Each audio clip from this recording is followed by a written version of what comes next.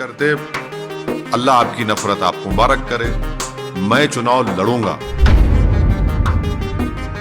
मेरी बारेट लॉ की degree Lincoln जिन से किया, तो कोई एक महाशय बोल रहे हैं कि वहां पर वो शख्स भी बारेट लॉ की डिग्री लिया था तो वो इसी वहीं पे चला गया, तो इसलिए राजनीति उसकी ऐसी है। यानी इतने अहमक है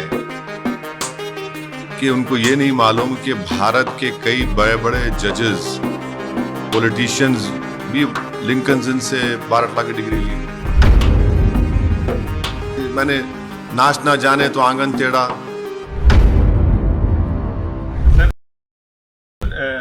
आप बार बार इस बात का विरोध करते हैं कि आप पे आरोप लगता रहा है चुनाव के दौरान, और लगातार लग रहा है, चाहे आप बिहार में लड़ें, चाहे आप गुजरात में लड़ें, चाहे आप झारखंड में लड़ें, चाहे महाराष्ट्र में लड़ें, कि बीजेपी के साथ आपका कहीं ना कहीं मैच फिक्स होता है।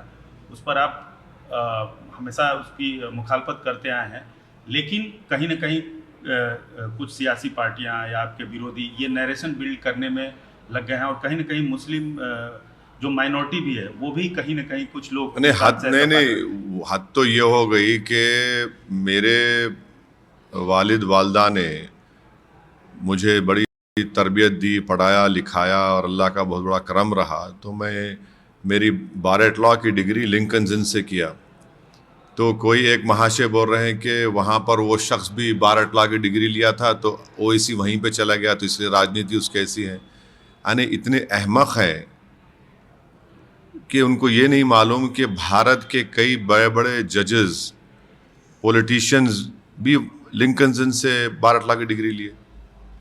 और मैं तो कोई ऐसा ब्रिलियंट स्टूडेंट नहीं था, और मेरे स्कूल में जो मेरे साथी थे या कॉलेजेस में वो इस बात को बताएंगे, मगर बड़ी मेहनत से जुस्तजू करके तकालीफ उठाकर हम अपनी तालीम का सफ़र मुकम्मल किए, तो उस पर भी उंगली उठा रहे हैं।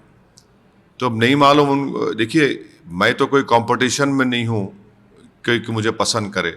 आप मुझसे नफ़रत करते, अल्लाह आपकी नफ़रत आपको मुबारक करे। मैं चुनाव लड़ूंगा, और इनके इस तरह की बकवास, झूठे इल्ज़ामात इस बात का पैगाम देती है कि मैं जो कर रहा हूँ मैं उसमें कामयाब हो रहा हूँ। और ये लोग ऐसे मिजाज के लोग हैं जो ये देख रहे हैं कि अंग्रेज़ी का शब्द है कि इनको लग रहा है कि पॉलिटिकल इक्विलिब्रियम पूरा डिस्टर्ब हो गया MIM और ओवैसी से।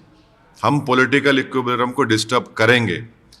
आप जो बरसों से चौधराहट करके जो मुस्लिम समाज का, दलित समाज का नुकसान कर रहे हैं, हम उसको रेक्टिफाई करेंगे। और अगर ये जो इल्ज़ाम लगाने वालों को तकलीफ़ इस बात की है कि वो घर बैठकर राजनीति करते थे और सौदेबाजी करते थे, ये एजेंट हैं, ब्रोकरी का काम करते थे, हम इनकी दुकानों को बंद करने की कोशिश कर रहे हैं। क्योंकि ये जो इल्ज़ाम लगाते हैं, इनका ज़मीन पे एक पैसा कनेक्शन नहीं है लोगों का। ना उनमें इतनी हिम्मत है कि विधानसभा हो या पार्लियामेंट में हो, खड़े होकर खुलकर बीजेपी की मुखालिफत भी करे और सच्चाई को बयान करे। वो नहीं कर सकते लोग। सर, सवाल उसमें ये था कि आपका जो बेसिक वोट बैंक है मुस्लिम कम्युनिटी, उसमें ये नरेशन होता जा रहा है, बनता जा रहा है। कुछ लोग, एक तबका मानता जा रहा है कि आप बीजेपी के साथ। अरे छोड़िए ना, कितने लोग हैं मैंने नाच ना जाने तो आंगन टेढ़ा। जनता वोट डाल रही है, हमको कामयाब कर रही है। आपने हमारे 4 विधायक को तोड़ लिया बिहार में, वो क्या गांधीयन काम था? इतनी बेशर्मी है लोगों में कि तुम जब तोड़ते तो तुम्हारा तोड़ना बड़ा नेक काम है, और वही काम महाराष्ट्र में हो गया, शिवसेना के 2 टुकड़े हो गए, NCP के 2 टुकड़े हो गए, कर्नाटका में कांग्रेस की सरकार के MLAs भाग गए, मध्य प्रदेश में भाग गए, तो आपने आसमान को सर पे उठा लिया। यही इन लोगों की मुनाफिकत है, जिसको अंग्रेजी में बोलते हिपोक्रेसी है। ये दोहरा रवैया है इनका।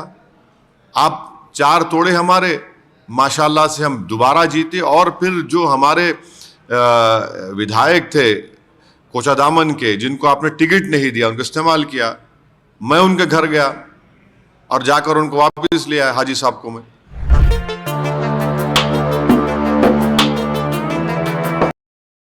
और मैं सलाम करता हूँ, शुक्रिया अदा करता हूँ वहाँ की जनता को कि उन्होंने बड़े ही बेपनाह मोहब्बत के ज़रिए हमको वहाँ पे कामयाब किया, बल्कि इकबाल साहब हमारे दलित उम्मीदवार भी वहाँ से कामयाब हुए।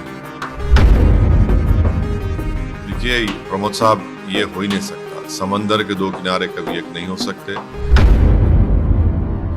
सर, इस बार मराठवाड़ा में, पश्चिम महाराष्ट्र में, मुंबई जैसे शहरों इलाकों में आपकी मजबूती हुई। इसके पीछे वजह क्या रही? क्या आप बार बार अपनी मेहनत और अपने कार्यकर्ताओं की मेहनत की दलील दे रहे हैं, जो सियासी सूरत हाल जो बनी चुनाव के दौरान, आप उसको भी वजह मानते हैं या नहीं मानते हैं? क्या सियासी सूरत हाल? सियासी सूरत हाल तो बदल ही नहीं रही, देश में एक ही सूरत हाल है, उसमें तो उससे क्या करना है।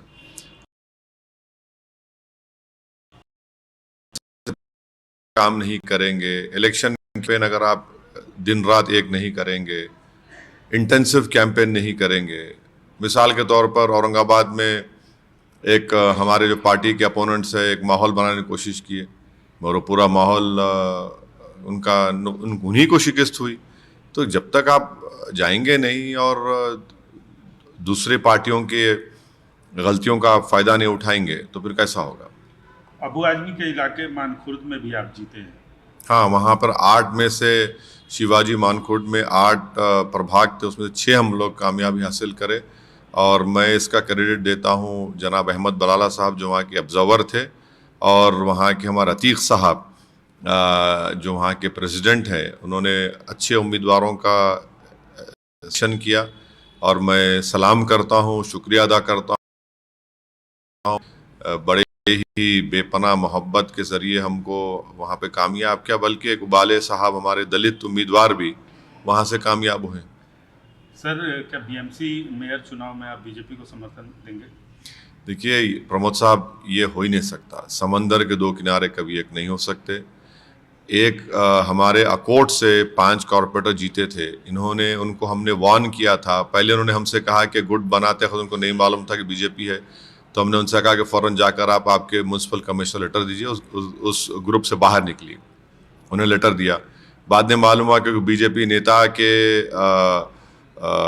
बेटे को उन्होंने कोऑप्शन में तायद की, तो इम्तियाज़ जलील साहब ने उनको पार्टी से सस्पेंड कर दिया। और अगर कोई भी, चाहे बीजेपी हो, एकनाथ शिंदे हो या अजित पवार हो, इनके साथ जाएंगे तो पार्टी उनके खिलाफ एक्शन लेगी। हम नहीं जा सकते उनके साथ।